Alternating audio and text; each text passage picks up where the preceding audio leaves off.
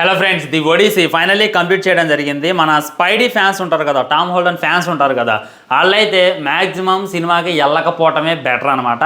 వెళ్తే మటుకి పిచ్చి పిచ్చిగా తిట్టుకుంటారు. ఒడిసీ మూవీని తిట్టుకుంటారు, డైరెక్టర్ని అయితే తిట్టుకుంటారు. ఎందుకంటే కమిడియన్ చేసి పడేశారు. నాకైతే ఇప్పుడు ఒక కాస్ట్ నాకు తెలిసినాడు ఎవడంటే అందులో ఎవడూ లేడు, ఓన్లీ మన టామ్ అయితే ఉన్నాడు అనమాట. తన స్పైడర్ మ్యాన్ సినిమా చూసి ఓకే తను ఉన్నాడు కాబట్టి అనేటటువంటి ఫీలింగ్ ట్రైలర్లో కూడా తను ఇన్వాల్వ్ చేశారు అని చెప్పి వెళ్ళి కూర్చుంటే ఏం క్యారెక్టర్ రా బాబు, అసలు ఏముందో నువ్వు ఈ సినిమా ఒప్పుకున్నావు అని చెప్పి ఖచ్చితంగా మీకు అనిపిస్తుంది అనమాట. ఎందుకంటే అసలు ఒక రాజు కొడుకు ఒడిస్సీ కొడుకు అంటే ఎట్టుండాలా మీరే చెప్పండి. దాంట్లో అయితే చాలా అంటే చాలా చిరాకు వచ్చేసింది అనమాట. మనోడి క్యారెక్టర్ వస్తున్నప్పుడల్లా ఖచ్చితంగా కోపం వస్తుంది. ఒకవేళ తన అభిమానులు ఎవరైనా ఉంటే తన కోసమే మేము థియేటర్కి వెళ్తాం బ్రో అంటే మట్టికే లైట్ తీసుకోండి. లైట్ తీసుకోవడం చాలా అంటే చాలా బెస్ట్. సినిమా ఎలా ఉంది అని అంటే సూపర్గా ఉంది, నాకైతే నచ్చింది. ఫస్ట్ హాఫ్ అయితే అలా కూర్చోబెట్టేసిండు, లైక్ ఒక యుగానికి ఒక్కడు. మీ సినిమా చూస్తున్నప్పుడు వాళ్ళ జర్నీ ఉంటుంది కదా, సేమ్ అదే రకమైనటువంటి ఫీలింగ్. అండ్ సెకండ్ హాఫ్ విషయానికి వస్తే సెకండ్ హాఫ్ కూడా చాలా బాగుంటుంది. కాకపోతే ఎప్పుడైతే మన హీరో తన ఇంటికి వచ్చేసిండో అక్కడ నుండి బోర్ కొట్టిద్ది అనమాట. క్లైమాక్స్ కూడా పర్లేదు అనేటటువంటి ఫీలింగ్ కలిగిద్ది. ఎండింగ్ అయితే అలా అలా ఇచ్చేటటువంటి ప్రయత్నం చేసారు. సో ది ఒడిసీ సినిమా మేము దానికి ప్రీవియస్ సినిమాస్ ఏమీ చూడలేదు బ్రో, అదేందో గ్రీక్ మైథాలజీ అంటున్నారు, అది మాకు అర్థమే సావదు బ్రో అని చెప్పి మీరు అనుకోమాకండి. నేను డీటెయిల్గా చెప్తా చూడండి. ఫస్ట్ ఏంటంటే ది ఒడిస్సీని రామాయణం అనుకోండి. అందులో ఉన్నటువంటి ఒడిస్సీ క్యారెక్టర్ ఎవరైతే ఉన్నారో రాముల వారు అనుకోండి. రాముల వారు అయినా ఇప్పుడు మన మహాభారతం ఎంతసేపు ఎన్ని రోజులు జరిగింది, 18 రోజులు జరిగింది కదా. సో ఇక్కడ యుద్ధం ఏదైతే ఉందో 10 సంవత్సరాలు జరిగింది. జరిగిన తర్వాత మన ఒడిస్సీ తిరిగి తన ఇంటికి అయితే ప్రయాణం అవుతాడు. ప్రయాణం అయ్యేటటువంటి టైంలో తనకు ఎదురైనటువంటి బాధలేంది, మరి తిరిగి తన ఇంటికి వెళ్ళిండా లేదా. ఎగ్జాక్ట్లీ ఒక సంవత్సరంలో వెళ్ళాల్సిన ఇంటికి తనైతే 20 సంవత్సరాలు అయినా వెళ్ళడు. మరి దానికి గల కారణం ఏంది, మధ్యలో జరిగినటువంటి ఆటంకాలు ఏంది అనేటటువంటిది డీటెయిల్గా చూపించడమే ది ఒడిసీ అనమాట. అంతకు మించి అయితే ఏం లేదు. జస్ట్ మీరు పాస్ట్ ప్రీవియస్ ఆ స్టోరీస్ తెలిపినా ఏం లేదు, ఇదే గుర్తుపెట్టుకోండి. మనోడు చూసుకున్నట్లయితే యుద్ధం గెలిచిండు. యుద్ధం గెలిచిన తర్వాత తన సైన్యంతో పాటు ఇంటికి వెళ్దాం అనుకుంటాడు. మరి వెళ్ళిండా లేదా అనేటటువంటిది మెయిన్ పాయింట్. ఎలా వెళ్ళిండు అనేటటువంటిది డీటెయిల్గా చెప్తాను అనమాట. సినిమా స్టోరీ లేని ఏమేం బాగున్నాయి ఏమేం బాగలేదు అనేటటువంటిది కూడా ఇంకా డీటెయిల్గా నేనైతే మీ ముందు ఉంచేటటువంటి ప్రయత్నం చేస్తాను. ముఖ్యంగా నాకు ఈ సినిమాలో నచ్చింది ఏంటంటే ఒక సస్పెన్స్ని క్రియేట్ చేశారు. ఇప్పుడు క్రిస్టోఫర్ నోలాన్ సినిమాలు చాలా అంటే చాలా డిఫరెంట్గా ఉంటాయి, తొందరగా అర్థం కావు. ఆయన సినిమాలు అర్థం కావాలంటే పల్లెడు తినాలన్నమాట. టెనెంట్ అయినా, ఓపెన్ హైమర్ అయినా, అప్పుడెప్పుడు 90sలో వచ్చినటువంటి ఫాలోయింగ్ అయినా నాకు అంత తొందరగా ఎక్కల. టెనెంట్ సినిమా చూసి నేనైతే తలబాదుకున్నా, ఇదే సినిమా రా బాబు అనేటటువంటి ఫీలింగ్ కలిగింది. ఓపెన్ హైమర్ కూడా అంత ఈజీగా అర్థం కాదు, చాలా అంటే చాలా టైం టేకింగ్ ఉంటుంది అనమాట. సో ఈ ఒడిసీ విషయానికి వచ్చినట్టయితే చాలా అంటే చాలా నీట్గా ఉంది, ఊగినే ఎక్కింది. నాతో పాటు వచ్చినోడు అసలు హాలీవుడ్ అంటే తెలియదు, ఆ క్రిస్టోఫర్ నోలాన్ అంటే తెలియదు, హాలీవుడ్ మూవీస్ కనీసం డాకన్ కూడా ఎక్కడో. అలాంటి వాడికి కూడా సినిమా ఎలా ఉందని అంటే పర్లేదు రా, వన్ టైం వాచబుల్ రా అనేటటువంటి మాట అయితే నాతో అన్నాడు అనమాట. ఇంకా అర్థం చేసుకోండి, నీట్గా తీసిండు.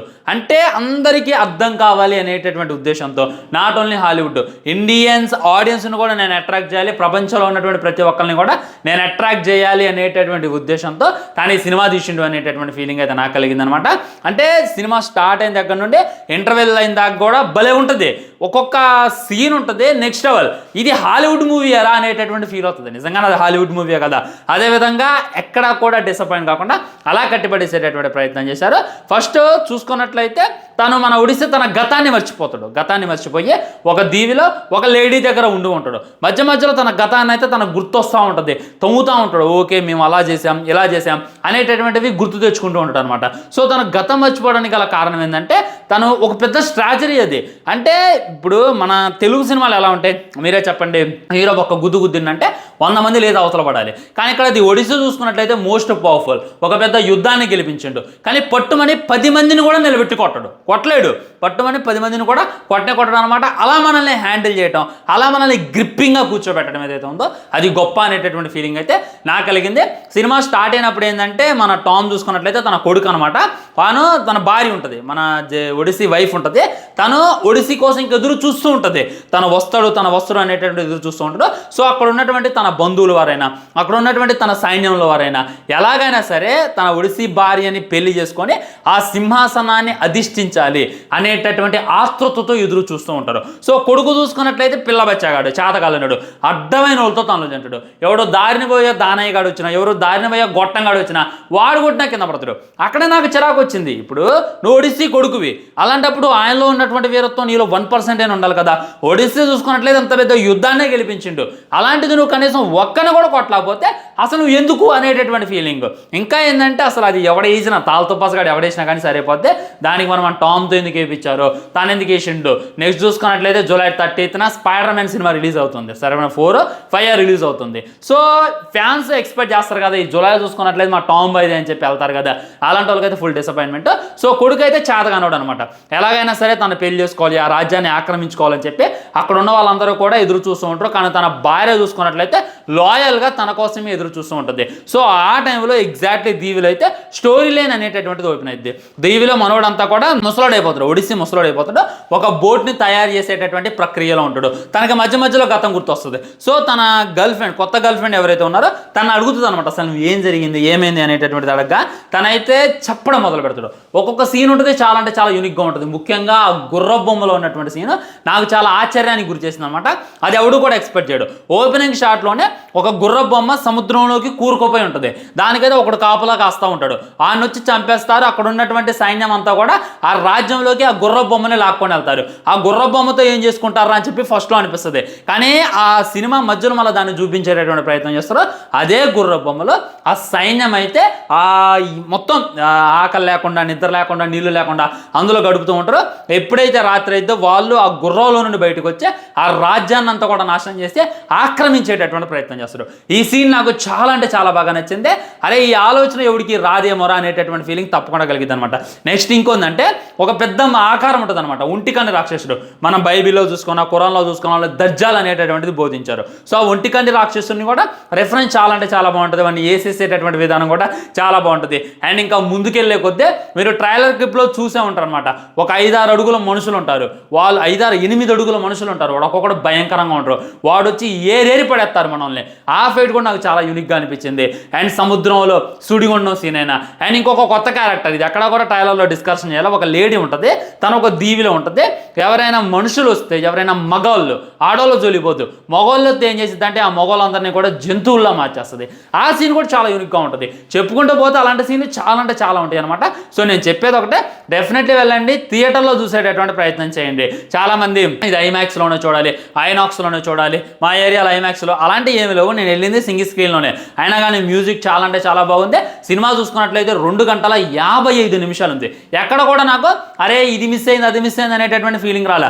సింగిల్ స్క్రీన్లో ఇంకా సౌండ్ ఎక్కువ పెడతాడు, ఐమాక్స్కి వెళ్తే వాడు సౌండ్ ఏముంది, మీకు విజువల్ అంటే చూడనికి బాగుంటుందిలే కానీ విన్నీకైతే మన సింగిల్ స్క్రీనరా బెటర్ అనేటటువంటి ఫీలింగ్ కలిగిందనమాట.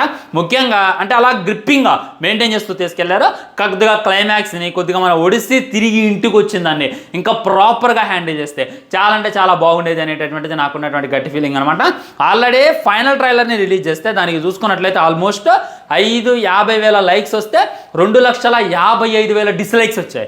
ఇదేంది ఎందుకు ఇలా చేస్తున్నారు అనేటటువంటి డీటెయిల్లోకి వెళ్తే, ఇగో ఈ క్యారెక్టర్ ఉంది కదా, ఈ అమ్మాయి కోసమే యుద్ధం జరిగింది, దాన్ని మీలో ఎవరైనా యాక్సెప్ట్ చేస్తారా అని చెప్పి ఒక మీమ్ అయితే నాకు కనపడింది అనమాట. అది ముమ్మాటికి తప్పు, ఇది ఒకళ్ళ కోసం జరగదు, ఒక రాజ్యాన్ని ఆక్రమించుకోవడం కోసం జరిగింది. సో ఇక్కడ ఫైనల్లీ ఒక ఒడిస్సీ ఇంటికి వస్తాడు, మిగిలిన వాళ్ళంతా కూడా చనిపోతారు. మరి దానికి గల రీజన్ ఏంది, ఆల్మోస్ట్ ప్రయాణం తను ఒక 20-30 వేల మంది 3 బోటులతో ప్రయాణం తను మొదలు పెడితే ఒక్కడంటే ఒక్కడే మిగిలిపోయి ఇంటికి రావడం జరిగింది. మరి వాళ్ళంతా ఎందుకు అంతమైపోయారు, ఒడిస్సీ ఎందుకు చావలేదు అనేటటువంటి దాన్ని కూడా డీటెయిల్గా చూపించారు. అవన్నీ మీకు తెలియాలంటే డెఫినెట్లీ థియేటర్లో అయితే ఈ సినిమాని ఎక్స్పీరియన్స్ చేసేటటువంటి ప్రయత్నం చేయండి. ఫ్యామిలీతో వెళ్ళండి. అండ్ గల్లీ సీన్లు కూడా ఏం లేవు, 1-2 లిప్ లాక్స్ ఉంటాయి అనమాట, అంతకు మించి అయితే ఏం లేవు. డెఫినెట్లీ థియేటర్లో చూడాల్సినటువంటి సినిమా. మీ దగ్గరలో ఏ థియేటర్ ఉంటే ఆ థియేటర్కి వెళ్ళి టికెట్ బుక్ చేసుకొని మళ్ళీ Tom by fans Tom expect చేసి మా స్పైడర్ మ్యాన్ ఉన్నారా అని చెప్పి ఎక్స్పెక్ట్ చేసి తనకైనా ఎలివేషన్లో తనకి ఏమైనా స్టోరీ ఉందో అని చెప్పి వెళ్ళమాకండి, మళ్ళీ డిసప్పాయింట్ అవుతారు. నేనైతే ముందుగా చెప్తాను అనమాట. ఇంకో పాయింట్ ఏంటంటే ఇందాక కమ్యూనిటీ పోస్ట్ పెట్టినాను సినిమాకి వచ్చిన ఫ్రెండ్స్ అని చెప్తే దానికైనా కొంతమంది లంగా కామెంట్లే చేయడం జరిగింది అనమాట. భయ ఒకటి గుర్తుపెట్టుకోండి, తెలుగు సినిమా అయినా హిందీ సినిమా అయినా మలయాళం సినిమా అయినా దీనమ్మ హాలీవుడ్ సినిమా అయినా దాంట్లో కంటెంట్ ఉంటే హిట్ అవుతుంది, లేకుంటే లేదు. Content matters. నేను వెళ్ళిన సగటు ఆడియన్ లాగా మార్నింగ్ 11కి సినిమాకి వెళ్ళి ఎగ్జాక్ట్లీ 2కి తిరిగి వచ్చా, ఆల్మోస్ట్ 3 అవర్స్ అక్కడ వెచ్చించా, ఒక 500 రూపీస్ అయితే ఖర్చు పెట్టా. అలాంటప్పుడు నన్ను సినిమా ఎంత సాటిస్ఫై చేసింది అనేటటువంటిది పాయింట్. అవతల రాజమౌళి గారు తీశారు, యువతల శంకర్ తీశారు, అవతల మన క్రిస్టోఫర్ నోలాన్ తీసిండు. అది అర్థం కాదు, ఈ సొల్లు మాటలు వద్దు. నేను వెళ్ళినా నేను సాటిస్ఫై అయినా లేదా అనేటటువంటిది మెయిన్ పాయింట్. దాన్ని మీరైతే గుర్తుంచుకునేటటువంటి ప్రయత్నం చేయండి. చెప్తున్నా కదా, ఫుల్ సాటిస్ఫై అయినా. నాకైతే సినిమా బాగా నచ్చింది అనమాట. అంటే హాలీవుడ్ సినిమాలు అంత ఈజీగా ఎక్కువ, చాలామందికి ఎక్కువ సోది ఎక్కువ ఉంటుంది, దాంట్లో సంభాషణ ఎక్కువ ఉంటుంది, లాగ్ ఎక్కువ ఉంటుంది. కానీ ఇందులో అలాంటి ఏముండవు. ఏం జరిగిద్దిరా అనేటటువంటి క్యూరియాసిటీ ఉంటుంది. ఇప్పుడు రాజు రాజే, సైన్యాధికారి సైన్యాధికారే, సైన్యం సైన్యం అనేటటువంటి రిఫరెన్స్ కూడా చూపించారు. చేసినటువంటి పాపాలకే ఇక్కడే శిక్ష అనుభవించాలి అనేటటువంటి రిఫరెన్స్ కూడా చూపించారు. ఓ అబ్బో, మాట్లాడుకుంటూ పోతే సినిమాలో రిఫరెన్స్లు ఉన్నాయి. యోధులు అనేటటువంటి వాళ్ళు తిరగబట్టమే కాదు, పారిపోవడం కూడా తెలుసుకోవాలి అనేటటువంటి రిఫరెన్స్లు చాలా అంటే చాలా ఉన్నాయి అనమాట. డెఫినెట్లీ వెళ్ళండి, చూడండి. మీకు ఏ విధంగా అనిపించింది సినిమా అనేటటువంటి డెఫినెట్గా కింద కామెంట్ చేసేటటువంటి ప్రయత్నం చేయండి. నెక్స్ట్ ఓ సుకుమారి మూవీ రివ్యూతో మళ్ళీ కలుద్దాం. బాయ్ బాయ్, నమస్కారం.